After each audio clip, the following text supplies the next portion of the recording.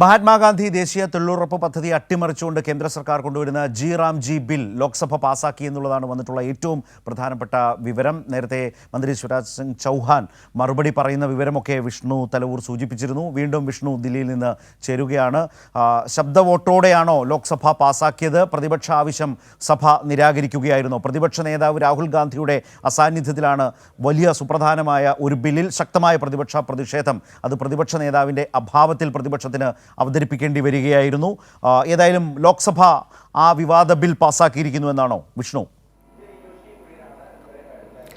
ശരത്ത്, തീർച്ചയായിട്ടും അത്തരത്തിൽ തന്നെയാണ്. ഇപ്പോൾ ലോക്സഭ ഏറെ പ്രതിഷേധം ഉയർന്നു വന്ന ഈ ജി ബില്ല് പാസ്സാക്കിയിരിക്കുകയാണ്. ഇന്ന് കേന്ദ്ര കൃഷിമന്ത്രി ശിവരാജ് സിംഗ് ചൗഹാന്റെ മറുപടിക്ക് പിന്നാലെ നിമിഷങ്ങൾക്കകമാണ് ബില്ല് ശബ്ദ വോട്ടോടുകൂടി പാസ്സാക്കുന്ന ഒരു സമീപനം സ്പീക്കറുടെ ഭാഗത്തു നിന്നും ഉണ്ടായത്. അതായത് ഇന്ന് ശിവരാജ് സിംഗ് ചൗഹാൻ മറുപടി പറയാൻ എണീറ്റപ്പോൾ പ്രതിപക്ഷത്ത് നിന്ന് ശക്തമായ ഒരു ആവശ്യം ഉയർന്നു വന്നത് ബില്ല് സ്റ്റാൻഡിംഗ് കമ്മിറ്റിക്ക് അല്ലെങ്കിൽ സംയുക്ത പാർലമെന്ററി സമിതിക്ക് വിടണം എന്നൊരു ആവശ്യമായിരുന്നു. പക്ഷേ അത് അംഗീകരിക്കാൻ അപ്പോൾ തന്നെ ഭരണപക്ഷം തയ്യാറായിരുന്നില്ല. ഇതിന് പിന്നാലെ വലിയ പ്രതിഷേധം, ഞാൻ നേരത്തെ ചൂണ്ടിക്കാട്ടിയതുപോലെ പ്രതിപക്ഷ അംഗങ്ങൾ നടുത്തളത്തിൽ ഇറങ്ങുകയും ബില്ലിൻ്റെ പകർപ്പ് കീറിയിറങ്ങി അടക്കമുള്ള പ്രതിഷേധം സഭയിൽ നടത്തുകയും ചെയ്തു. പക്ഷേ അതിനൊക്കെ പിന്നാലെയാണ് ശിവരാജ് സിംഗ് ചൗഹാന്റെ മറുപടി. അതായത് ഏകദേശം 8 മണിക്കൂറോളം നീണ്ടുനിന്ന ചർച്ചയിൽ വളരെ പെട്ടെന്ന് മറുപടി നൽകുകയും ആ മറുപടി നൽകിയതിന് പിന്നാലെ ശബ്ദ വോട്ടോടു കൂടിയാണ് ഇത്തരത്തിൽ ബില്ല് പാസ്സാക്കിയത്.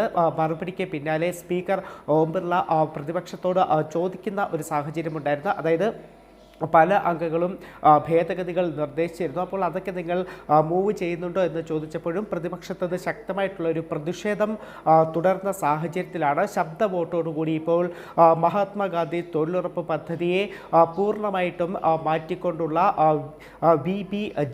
ജി ബില്ല് ലോക്സഭ ഇപ്പോൾ ശബ്ദ വോട്ടോടുകൂടി പാസ്സാക്കിയിരിക്കുന്നത്. ഏതായാലും ഈ ഒരു ബില്ല് പാസ്സാക്കിയതിന് തൊട്ടു പിന്നാലെ ലോക്സഭ ഇന്നത്തേക്ക് പിരിയുകയും ചെയ്തിട്ടുണ്ട്. ഇന്ന് വായു മലിനീകരണത്തിലടക്കം ചർച്ച ലോക്സഭയിൽ അനുവദിച്ചിരുന്നു. പക്ഷേ അത്തരം നടപടികളിലേക്ക് മറ്റൊരു നടപടികളിലേക്കും കടക്കാതെ മോദി സർക്കാരിന് വേണ്ട ഏറ്റവും പ്രധാനപ്പെട്ട, അവർക്ക് പാസ്സാക്കിയെടുക്കേണ്ട ഏറ്റവും പ്രധാനപ്പെട്ട ബില്ല് പാസ്സാക്കിയെടുത്തതിന് തൊട്ടു പിന്നാലെ ലോക്സഭ നാളത്തേക്ക് പിരിയുകയും ചെയ്തു. ശരത്.